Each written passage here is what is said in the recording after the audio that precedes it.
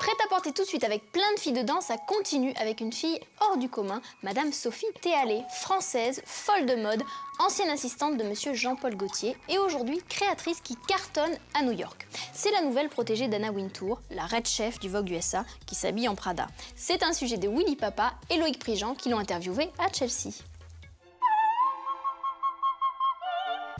Elle n'est pas aussi connue que Marc Jacobs ou Jérémy Scott, pourtant Sophie Théalé est une véritable star depuis qu'elle a gagné le CFDA en 2009, prix qui récompense les jeunes espoirs de la mode aux États-Unis et dont la présidente n'est autre que Diane von Furstenberg.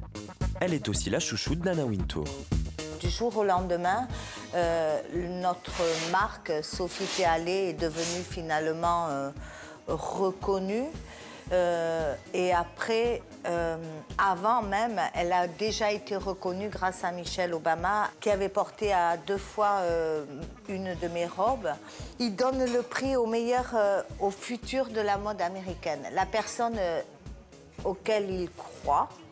Et ils vont nous aider à construire un business aux États-Unis. Donc on reçoit $200 000. Et ça, c'était génial. Et qu'on doit utiliser à des fins pour construire un business. Sophie Théalé est avec son camarade Joseph Altuzarra, la deuxième française à s'installer aux USA. Je suis tombée amoureuse d'un monsieur qui était canadien, qui est venu s'installer à New York. Et voilà, je l'ai suivi, j'ai tout arrêté, j'ai laissé Paris derrière moi et je suis venue ici. Puis je suis tombée amoureuse maintenant complètement de la ville de New York. Pour son dernier défilé, la Française pourtant habituellement connue pour ses imprimés les a cette fois-ci oubliés. La collection est dominée par des couleurs vives, les filles marchent les mains dans les poches et portent des bérets. Et malgré une silhouette aux coupes strictes, les filles ont l'air cool.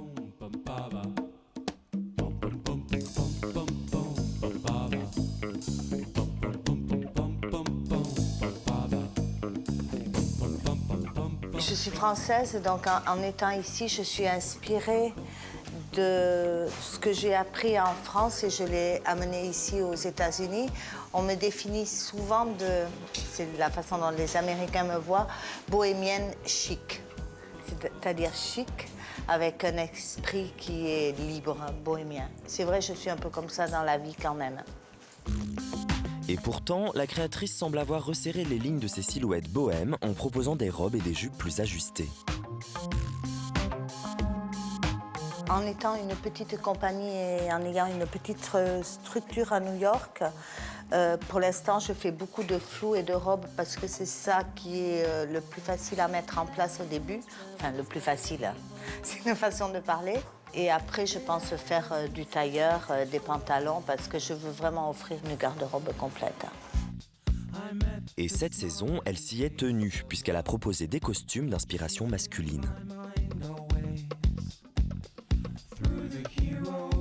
Pari réussi pour la jeune créatrice.